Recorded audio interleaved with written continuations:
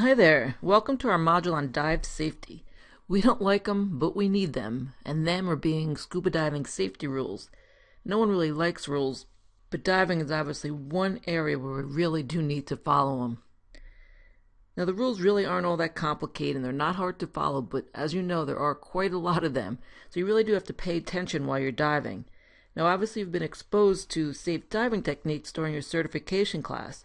However, it's always a good idea to refresh our memory before we do go diving, because as we said, there are a lot of rules to remember, and you always want to have a safe dive, and this is especially true to refresh our memory of these safe diving rules, especially if it's been a while between dives.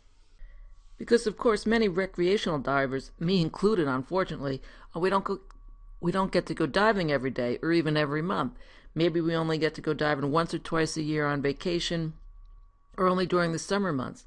So if you do fall into this category, it's really a good idea to take a look at the rules for a quick refresher before you do hit the water again. And if it has been 6 months since the time of your last dive, or several months, whatever the case may be, a checkout dive or a refresher course might be the way to go. In fact, some dive shops require it no matter how long it has been since your last dive. I know we went to one dive resort in Roatan and they made everyone do a checkout dive. No matter if they had 10,000 dives under their belt, if they were a dive master or whatever, everyone did that first checkout dive. Just to make sure everybody was up to par, because you were able to dive on your own the whole week. So depending on the dive shop or the dive resort, it may be required anyway. And if it has been a really long time between dives, a refresher course is probably the better idea. And that could consist of pool work, book work, and open water dives. Just more of like a mini certification class, so you really get back into the swing of things and you know all the things that you are supposed to know before you do go diving to have that safe dive. Now, I don't remember ever seeing a dive shop or a dive resort require a refresher course if you've been out of the water for a while, but you may want to check ahead just in case if it has been quite a while before your last dive. And if it has been that long, a refresher course, whether it's required or not, is probably a good idea. Whether you dove last week, whether you're taking a refresher course, or doing a checkout dive, we know you can do this. You have the capability of having a safe dive, and let's always have a safe dive, just like you did while you were getting certified. Now, for the purposes of this module, we're going to break this up into 3 sections. Now, the first phase is going to be rules for before the dive. The second phase is safety rules during the dive. And the third phase is going to be safety rules after the dive. So let's start with phase 1, scuba diving safety rules before the dive. Now the first rule is obvious and should really go without saying, but I'm going to say it anyway. The first safety rule is always get the proper training. It's going to make you that much more comfortable and safer underwater. Having proper training is going to make you that much more comfortable and safe underwater. Now obviously you've been certified, so you already have hours underwater and you know what it takes to have a safe dive because you've done several safe dives already. But it doesn't stop there. Like if you want to go diving in wrecks or caves or whatever, you have to have the proper training for that type of dive. And there are courses that will teach you the skills you need to have a safe dive in that type of environment. Now, it may be tempting if you want to go into an overhead environment, but unless you've taken the course and have the proper training, don't do it. And in fact, if you ever read those dive accident stories, like you read it at Dan or in some scuba diving magazines, what is a common theme among all those stories? Basically, a lot of those themes are it's a diver doing a dive for which they didn't receive proper training. So do not dive beyond your ability. If you remember nothing else from this module, take that away with you. And one thing you always want to know before you go on a dive are the weather and water conditions. Obviously, this is much more important if you are going on your own, say doing a shore dive or going out on a boat by yourself without a dive operator. Now, if you're with a dive operator, it's usually their call to go out or not. However, if you do decide to go out and the conditions aren't However, if they do decide to go out and you're not comfortable with the conditions, don't worry. You can always say no, you don't want to go out with them. Or even if you're out there at the dive site and the conditions are worse than you thought they would be, and you really don't want to deal with it, don't go on the dive. Hang out on the boat. It's okay. Don't worry about it. Or even if once you do get underwater, the conditions are worse than the operators thought, because it's hard to tell a lot of times on the surface what the conditions are below. In fact, I know my husband and I, we went with the dive group and we went diving, and there was a current. It wasn't that bad, but then once we turned the corner on the wall, it was pretty ferocious. And after a while, I mean, it wasn't fun. I wasn't enjoying it. I'm like, why am I even doing this? And I was getting uncomfortable, so I signaled to my husband that I wanted to end the dive and go up. So we actually did. We cut the dive short, left the dive group, and went up by ourselves. And actually, a couple other people had also gone up early. So if you're not comfortable, it's okay to say no. I mean, it is your safety after all, and you're going to have to look out for yourself in many of these circumstances. And actually, on that one dive that I just talked about, the dive master did end up cutting the dive a little bit short and surfaced not that long after us. So Mother Nature is always going to win, and you have to respect the weather and water and only dive in the conditions that you are comfortable with. And the next rule is that you should always check your equipment. You want to make sure that it's all in good working order before you do hit the water. Obviously, this is most important for your regulator and BCs, and it's especially important if you are renting equipment, because obviously rental equipment goes through a lot of wear and tear, and you never know what kind of shape it could be in. So you always want to inspect that pretty closely before you start your dive if you are using rental equipment. Now, some shops are going to handle this much better and will replace things as they're wearing out, and some dive shops are operating on a shoestring, and they're gonna push that equipment as long as they can. So take it into your hands to check that rental equipment carefully. Now, if it's your own equipment for a regulator, the rule of thumb is to have a regulator serviced every year. Now, if you go online and look in forums about talking about this, you can see it's a very controversial subject, whether it's really necessary to have it serviced every year or not. But whatever you do, you want to make sure it's in good working order before you go down, and maybe do a shallow checkout dive for everything, in case if you haven't used your equipment for a while before you do go on that deep dive. Oh, and before I forget to mention it, you also want to check your regulator hoses. I mean, at least do a surface check of them, because I'll never forget it. After one dive, my brother-in-law was diving with us, and he had rental equipment, and he was setting up his regulator, and someone bumped his setup. And while she was waiting, while he was just standing there, and this woman just bumped it, not a vicious bump at all, but the hose literally snapped right off. I mean, it was amazing and scary. Luckily, it happened on the boat and not underwater. And it was just beginning to show wear on the outside, but inside it was totally corroded. So do what you can, at least do a surface check of any of the regulator hoses also. And one thing you want to do, especially as new divers, is to get ready early. That way you have plenty of time to set up, get comfortable, and relax before you get in the water. Because you don't want to be rushed.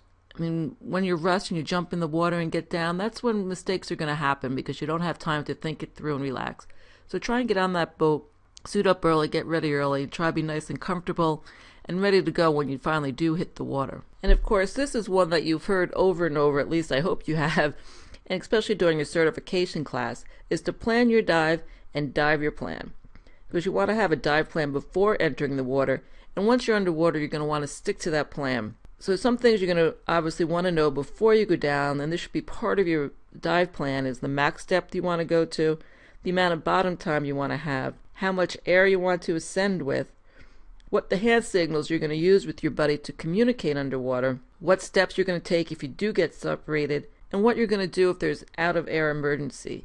So this should be all part of your dive plan. And obviously some of the stuff you're going to have if you dive with the same buddy all the time, you're going to have some of these already down pat, such as your signals probably. But always go over your dive plan, make sure you have a dive plan, and once you're underwater, stick to that dive plan. And this leads into the next tip, and that is to use the what-if method. Now the what-if method is basically just thinking of situations that could happen underwater, something like equipment failure or you're losing your buddy. You just kind of picture what's going on in your mind or what could happen if such a situation occurred while you're underwater and what you would do to resolve that problem. What are you going to do if you don't see your buddy, or what are you going to do if there's a big leak in your hose? So you're going to think that through, and you're going to resolve the problem in your mind before you even get underwater. You're using the what if this happens, what am I going to do? So that way if it does happen underwater, you're going to be much less prone to panic, and you'll be able to calmly deal with the situation because you already know what you're going to do to resolve that problem. And it's going to also help stop turning some maybe minor problem into a bigger problem, so you can take care of it if you are underwater, because you've already dealt with it beforehand. You know what you're going to do. So it's a good thing to go over with your buddy, maybe just throw things back and forth, and both of you visualize what's going to happen and what you're going to do to resolve that problem. And of course, you're always going to want to listen to the dive briefing, because here the dive master is going to tell you what to look out for on the communication signals they want to use underwater, when he wants to surface or when you should surface or what have you. So you just have to listen to the dive briefing and get the particulars down for that dive. Now, there's some factors that are going to make you more prone to getting decompression illness or the bends. So obviously you want to avoid those factors. Now we're going to have a whole module on steps to take to avoid getting the bends, but I will highlight some things here that you should do to make sure that you have a safe dive and don't get the bends. One is to stay hydrated, because the dehydration makes you more prone to getting decompression illness. So you always want to be drinking water before, after, and during your surface interval. You also want to avoid alcohol and caffeine, because I know we love both of them, but they also make you dehydrated, so it's going to make you a little bit more prone to DCI. And also, obviously, you want to avoid alcohol or excess alcohol, especially the night before the dive, and obviously never before a dive that day, because the last thing you want to do is be diving hungover, where it's going to slow down your responses and make you probably a little more prone to making some bad decisions. Another thing you want to do is to stay fit, as if we needed another reason. But one thing, studies have shown that 1/4 to 1/3 of all scuba diving fatalities are from heart and/or circulatory problems. So it's just another reason to try and stay fit and be in good physical shape. And you're going to enjoy the dive that much more anyway. And you also want to be well rested before the dive. I mean, you don't want to be there tired and fatigued on the dive. And that again is going to increase your chances of making a mistake or making a poor decision during the dive. And of course, while we all like to have a good time, especially during a dive trip, just make sure you end it early the night before the dive, and that you're alert and aware and ready to go the next morning before the dive. And you also want to keep warm during your dive and in between your dives, because if you're cold and losing body heat, it's going to affect your circulation and going to make you a little bit more prone to having DCI. So they're not hard to do, but just try and do this. Stay hydrated, avoid the alcohol and caffeine, be in good shape, try and be well rested before that dive, and keep warm before the dive, during the dive, and after the dive on the surface interval too. Now we'll go on to phase 2 of scuba diving safety rules, and those are rules to follow during your dive. And one of the first rules is to never dive alone. Always dive with a buddy, no matter where you are or where you're diving. Now some divers are going to argue otherwise, and it can be a controversial topic on some scuba boards, but as new divers and as safety conscious divers, never dive alone. Don't listen to all the arguments out there. You should always have a dive buddy. And when you do dive with a buddy, you always want to obviously keep an eye on him and her to make sure everything is okay with your dive buddy also. Because if something happens, that buddy can be the difference between life and death. And that's no joke. So never violate this rule. Never dive alone. Always dive with your buddy. And if you can afford it, you want to dive with a dive computer. That's going to give you an accurate estimate of the safe time remaining at certain depths all through your dive. But if you can, obviously you want to dive off the tables and make sure you have that dive profile before you go underwater if you are diving off the tables. But if you can, and most days, most people do have a dive computer, but have a dive computer and follow that dive computer. If it tells you to go up, you go up. If it tells you to ascending, you are ascending too quickly, slow that ascent down. But use that dive computer. And you only want to descend when you're ready. If you get off that dive boat, you're hitting the water, you're sitting out on the surface, you want to get yourself together, make sure your equipment is all okay, your mask is back on, you have your regulator in hand. Whatever you do, don't rush it, and don't let anyone force you down. If the dive master is telling you to go down, you're not ready, just speak up and say, I'm not ready, I have to get myself together, whatever the case may be. And if you do think you're going to need some extra time with this stuff, just talk to the dive master beforehand and let him know. I mean, one thing you can do is to get ready early and be one of the first ones off the boat so that you can sit there and take your time and, you're not feeling too rushed once you do hit the water. But don't go under the water until you're ready, and don't let anyone force it, because basically if you are forcing and rushing, just like the other things we were talking about, that's when a poor decision is going to be made. So descend only when you're ready. And of course, this is one of the cardinal rules of scuba diving safety. Don't hold your breath. You always have to remember to breathe continuously. You want to breathe slowly in a relaxed manner and to exhale fully. So you don't want to take short, shallow breaths and you never want to hold your breath.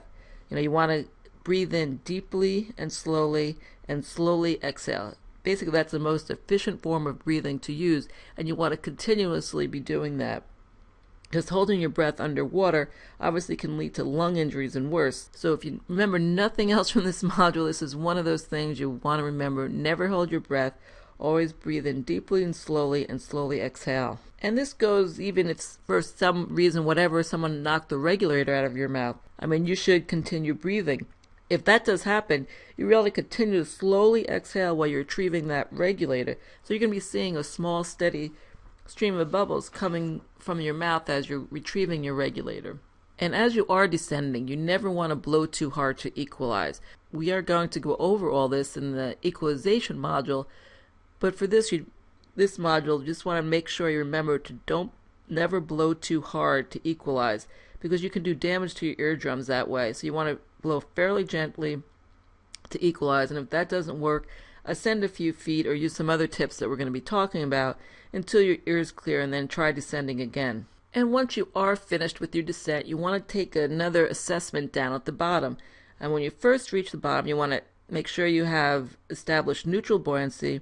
You want to make sure your ears are okay, you're not feeling any pain or pressure in them.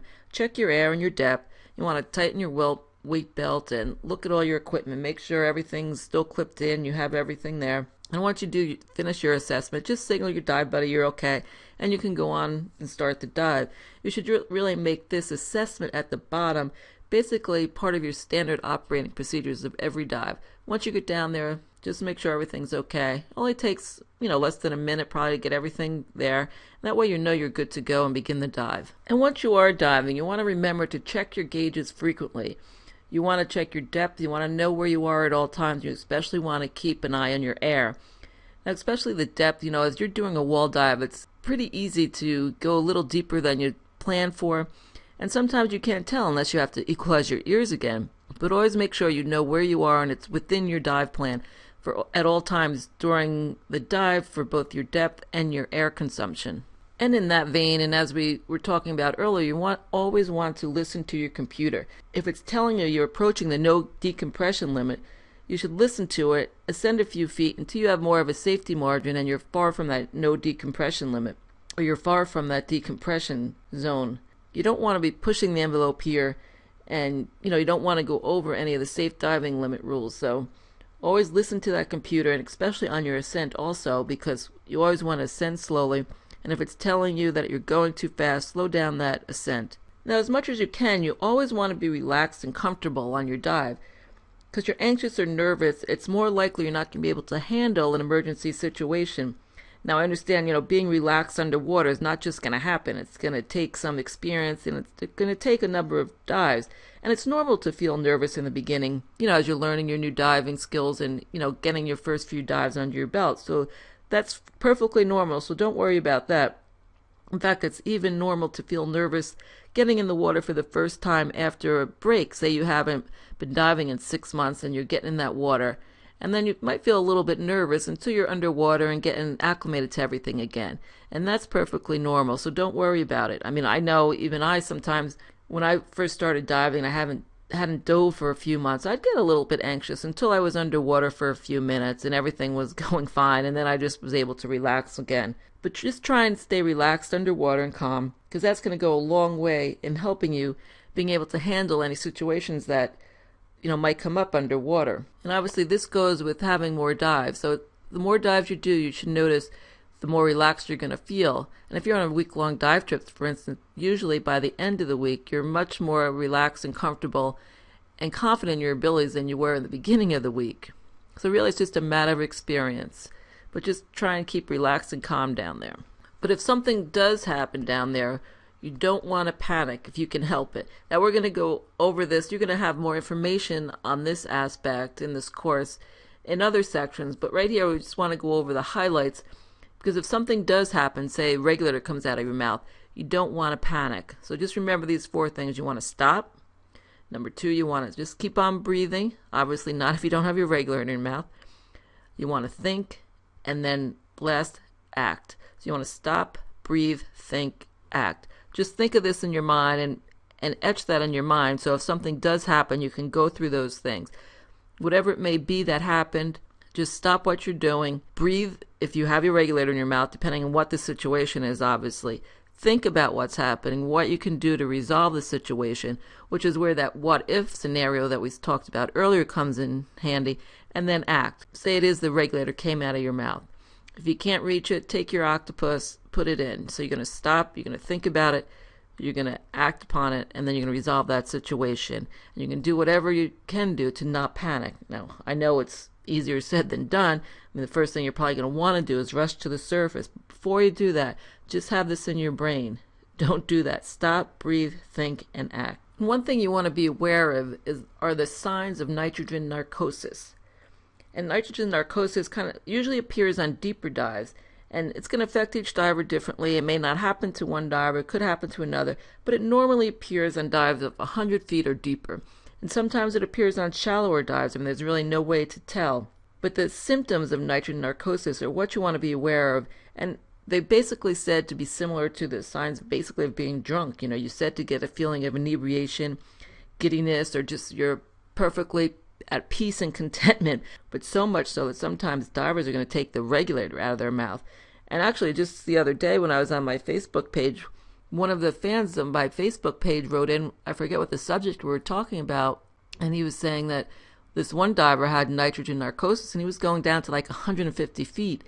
So this man who's on my Facebook page just went down and grabbed him and brought him back up, because that diver was just going down and he was obviously suffering from it a lot. So you want to be aware of the signs of what nitrogen narcosis is, because and the real danger obviously is that's going to impair your ability. You're going to make poor decisions, you're not going to have good judgment. And luckily, though, the remedy for this is very easy, it's very straightforward. All you have to do is ascend. Obviously, you're going to want to ascend in a slow and controlled manner, but just go up. And as you go up shallower, the effects of that nitrogen narcosis are going to leave you. And just continue ascending until you feel, quote-unquote, normal. So as you are going on a deeper dive, be extra conscious of how you feel. If you feel any signs of it, stop going down and ascend. And once you do ascend, you want to ascend slowly and with control. And there's going to be another module on all the steps for a safe ascent and actually also steps for a safe descent. But for here, just keep in mind you want to ascend slowly and with control, and you never want to ascend more than 30 feet per minute. And of course, one of the main scuba diving safety rules is always do a safety stop. Even if you do a shallow dive, you should still do a safety stop, no matter what dive you're on. And if you've done, say, a deeper or a longer dive than usual, you might want to do a little bit longer safety stop. But no matter what, you should always do a 3 to 5 minute safety stop at about 15 to 20 feet. And that should be the minimum after every dive. And when you're done with your safety stop, it's going to be tempting to just shoot up to the surface that last 15 feet. But whatever you do, don't do that. Also continue to rise slowly and with control from that end of the safety stop, that 15 feet, to the surface of the water, and then you should be good to go. And one thing you always want to do after a dive is to surface with some air in your tank. Now you should aim for a minimum of 500 psi, and basically that's usually where your gauge is going to be in the red once it's below 500 psi. So you never really want to plan to come up with anything less than 500 psi. In fact, many dive boats have this rule. I've been on many a dive boat where they said come back onto the boat and you should have 500 psi air left in your tank. Actually, one dive boat said if you come up with less than 500 psi, they're not going to let you go out on the next dive. I've only heard that once, but that's how important it is, because you want to give yourself a safety cushion. In case you run into any problems below, like say you get lost on your way back, or someone else needs some air, you're going to have some to share, or you're going to have that little safety cushion built into your dive plan, so you're going to be able to still get back on the boat with some air. For instance, say you think you're going to use 300 psi on your ascent and your safety stop. Now, if you have a 3,000 psi tank, your dive plan may to, go dive until you use 1,100 psi and then turn around. So that way you're going to use, say, in this example, 1,100 coming back. So that's going to be 1,100 coming there, 1,100 coming back, 300 on your safety stop and your ascent. That's going to come up to 2,500 psi, and that's still going to give you a 500 psi cushion to get back on the boat with.